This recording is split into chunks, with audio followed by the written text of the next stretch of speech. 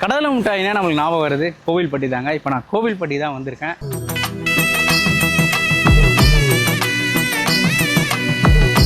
தாமிரம் தண்ணி முதல்ல கர்சர் காட்டு கடலை கடலை ரெண்டும் சேரும்போது அது முக்கிய தனியாக கடலைப்பருப்பு இருக்கு இல்லைங்களா, அது வந்து இயற்கையாகவே கொஞ்சம் இனிப்புத்தன்மை அதிகமாக இருக்கும். அதை வச்சு நம்ம டேக் பண்ணுறோம். அது போக எங்கள் மண்ணின் மனம், இங்கே தாமிரோட தண்ணி, இந்த ஊரோட கிளைமேட்டு இதெல்லாம் சேர்ந்து தான் வந்து கோவில்பட்டிக்கு வந்து பெருமை செய்யும்.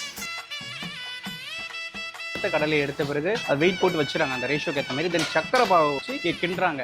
அந்த அடுப்பை தான் பண்ணுறாங்க. அது நல்லா காஞ்ச பிறகு ரெண்டுத்தையும் போட்டு மிக்ஸ் பண்ணி அதை உருண்டை மாதிரி நல்லா போட்டு இது பண்ணிடுறாங்க. ரோல் பண்ணி அது ஒரு சாமாக கொண்டு வந்து நம்ம அந்த பீஸாக கிடைக்கலாம். அதுக்கேற்ற மாதிரி கரெக்டாக ஸ்கேல் வச்சுருக்காங்க. அதை மெஷர் பண்ணி கட் பண்ணி கொடுக்குறாங்க. இதுதான் ப்ராசஸ். சிறுதொழில் மாதிரி நிறைய கம்பெனி வந்துருச்சு.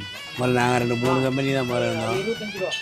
இப்போ ஒரு 100 கம்பெனிக்கு மேலே வந்து தொழில் வந்து ஒரு 100 வருஷம் வந்து பாரம்பரியமாக ஒரு ஊரில் இருந்ததுன்னா சுவிசார் குறியீடு வந்து கொடுப்பாங்க. அதாவது ஜிஐ டேக் வந்து கொடுத்துருக்காங்க.